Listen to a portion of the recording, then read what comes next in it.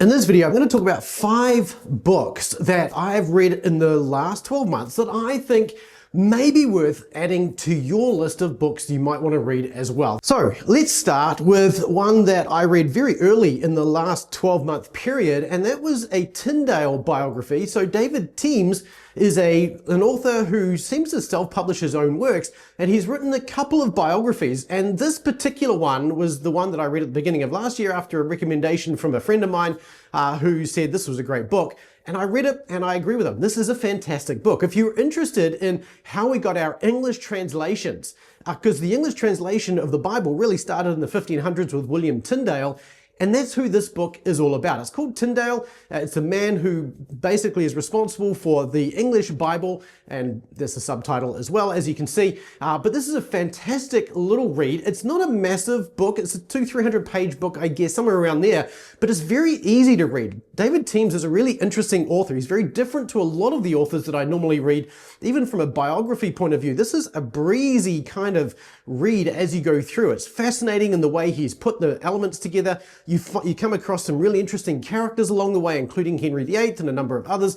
So it's really a fascinating book, well worth taking the time to read, particularly if you're not sure how we got our English Bible, because Tyndale was the first to translate from Greek into English for the New Testament, and from his work we get the Great Bible, the Geneva Bible, and even the King James Bible itself as well. A lot of that work is his, and so his work really has lasted for literally hundreds of years, and probably Tyndale is one of the most influential figures in history when it comes to the English language. So if you're interested in the Bible and the English language, you really want to have a read of this book. It's a fantastic book. And find all the links to everything in the description below in case you do want to go buy any. And of course, if you've read any of these books, I'd love to hear your thoughts on them below. And on top of that, I'd love to hear what are your plans for reading in the next 12 months. Do you have a reading plan? Do you have a number of books you're planning on reading? Let me know in the comments below.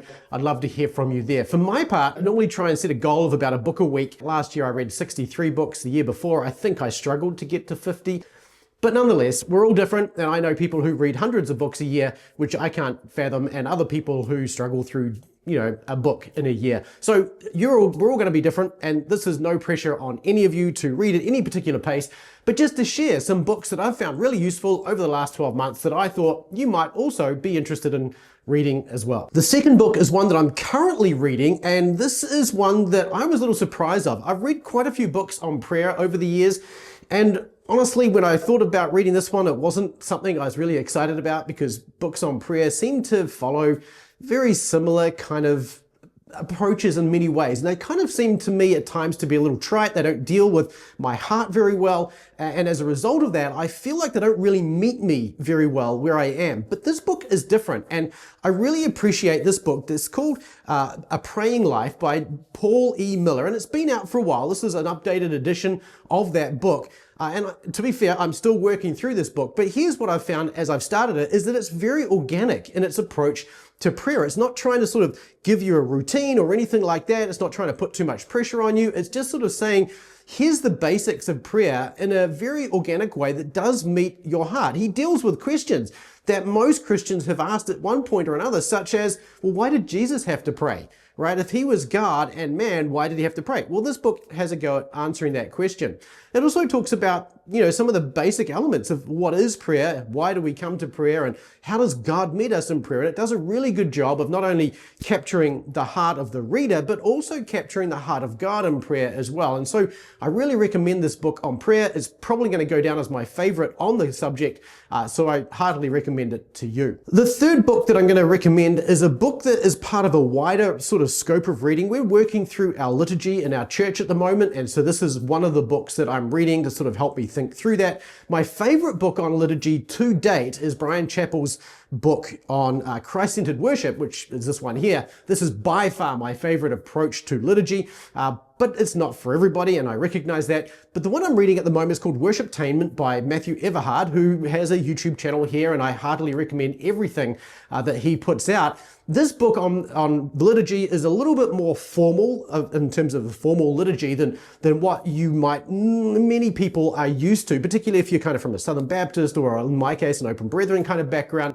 there's not a lot of work around liturgy or thought that seems at times goes into liturgy at times, not a lot of purpose in those. And so this is a very formal approach. This book takes the regulative principle on worship, and so from that point of view, it's quite formalized. And that's kind of one of the reasons why I like Brian Chappell's book, is it kind of is a nice book that kind of meets you halfway between the regulatory principle and really just meeting people where they are. So that's one of the reasons I like that. But this book is a really good book from a regulatory principle point of view to explain, why we should think through worship the way we should, and really try to avoid some of the mistakes and errors that our culture sort of brings into the worship kind of fold, if you like, and the way it corrupts our worship. And so we've got to be really careful with that as well. So Worshiptainment is a great book, well worth considering if you're thinking about liturgy at all. So I heartily recommend anything by Matthew Everhard, but particularly this book as well. The fourth book that I want to recommend to you today is by my friend Reagan Rose. Now, Reagan has a ministry called Redeeming Productivity, and one of the things the reason this sort of came to me, I haven't read this book until recently, but I read this book because recently I was offered a position that would, a few years ago, have completely changed the trajectory of my entire ministry and life. And when it came up this time, it was like, it's still a really good opportunity, but should I go down that track? And this book, Well Done, by Reagan Rose, is a great book that really helped me to think through my personal ministry, my personal stewardship responsibilities that I have. And we talk about stewardship often from the point of view of money or time, but really what he's trying to say here is this also includes things like your giftedness and your capabilities and basically anything the Lord has given to you, which belongs to him. You are a steward of it, and therefore you want to be a faithful steward to earn that well done, good and faithful servant at the end of your life. And so this book was really helpful for me to sort of think through all of those elements together. So this is Well Done by Reagan Rose. If you are interested in thinking about your broader life purposes and how to serve the Lord with the energy, time, and whatever it is you've got between now and when you leave this life, then I heartily recommend this book to you as well. It's not overly long, a couple 100 pages, very easy to read, but well worthwhile. And of course, thoroughly biblical. Finally, the last book I want to recommend to you today is a book by Peter Williams called The Surprising Genius